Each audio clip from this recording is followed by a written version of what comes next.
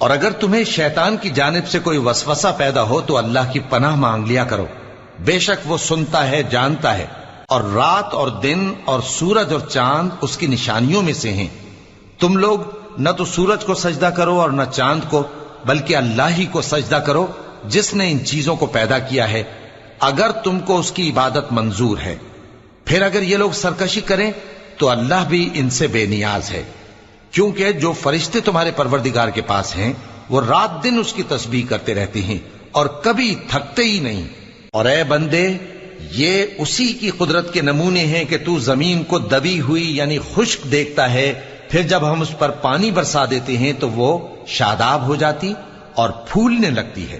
بے شک وہ جس نے زمین کو زندہ کیا وہی مردوں کو زندہ کرنے والا ہے، بے شک وہ ہر چیز پر قادر ہے۔